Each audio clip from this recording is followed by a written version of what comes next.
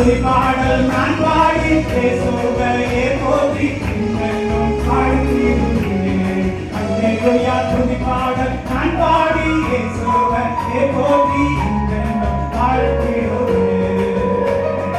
அல்லேலூயா ஆமென் அல்லேலூயா அல்லேலூயா ஆமென் அல்லேலூயா அல்லேலூயா ஆமென் அல்லேலூயா அல்லேலூயா ஆமென் அல்லேலூயா அல்லேலூயா ஆமென் அல்லேலூயா அல்லேலூயா ஆமென் அல்லேலூயா அல்லேலூயா ஆமென் அல்லேலூயா அல்லேலூயா ஆமென் அல்லேலூயா அல்லேலூயா ஆமென் அல்லேலூயா அல்லேலூயா ஆமென் அல்லேலூயா அல்லேலூயா ஆமென் அல்லேலூயா அல்லேலூயா ஆமென் அல்லேலூயா.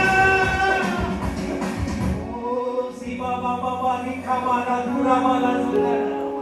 உன் உள்ளத்தில் ஒரு பாரம் உன்னை எப்பொழுதும் அழுத்திக் கொண்டே இருக்கிறது அல்லவா? அந்த பாரத்தை நீயாகவே சுமந்து உன்னால் எந்த காரியத்தை சாதிக்க முடிந்தது?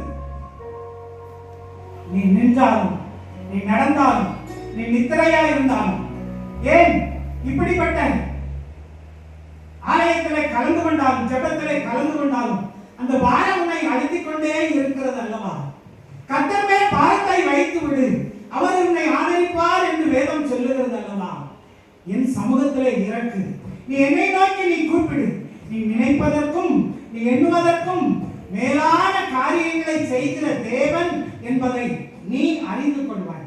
அந்நிய கண்கள் அல்ல, உன் கண்ணே அதை காணும் என்று கர்த்தர் சொல்லுகிறார். அந்த நாள் மிக மிக சமீபம் சமீபம் என்று கர்த்தர் சொல்லுகிறார். கரங்களை தட்டி கர்த்தரை மகிமைப்படுத்துவோம். ஆமென். ஸ்தோத்திரம் ஆண்டவரே, உமக்கு நன்றி. நன்றியோடு எல்லாரும் அர்ப்பணிப்போமா? ஆண்டவரே, பொன்னேருடைய இல்லத்திற்கும் பலத்திற்கும் ஒரு இணைப்பு இருந்தது போல நானும் உடைய மெல்லிய சத்தத்தை கேட்கணும்பா.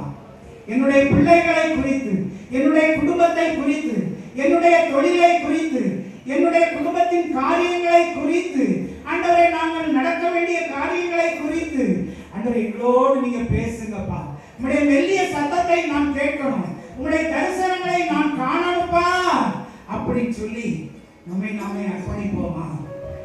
ஒருவேளை கர்த்தருக்கு பயப்படுகிற பயம் என்னிடத்திலே அந்த குறைவு இருக்கிறதா? சற்று ஆராய்ந்து பார்ப்போமா? பக்தியோடும் நடுக்கத்தோடும் தேவனுக்கு முன்பாக நாம் ஆராதனை செய்கிறோமா? அதிலே நாம் குறைவுள்ளவர்களாக காணப்பட்டிருக்கிறோமா? ஆலயத்திற்கு செய்ய வேண்டிய கடமையை செய்யாதபடி மற்றவர்களுக்கு ஏழை எளியவர்களை விசாரிப்பது, திக்கற்றவர்கள் ஆதரவற்றவர்கள் விசாரிப்பதிலே நாம் குறைவுள்ளவர்களாக நாம் காணப்பட்டிருக்கிறோமா? அவரோடு கூட தொடர்பிலே, ஐக்கியத்திலே, உபவாசத்திலே, வேத வாசிப்பிலே நான் எதிலே குறைவுள்ளவனாக நான் இருக்கிறேன்? ஆண்டவரே, நான் உங்களுடைய மெல்லிய சத்தத்தை கேட்கணும்பா.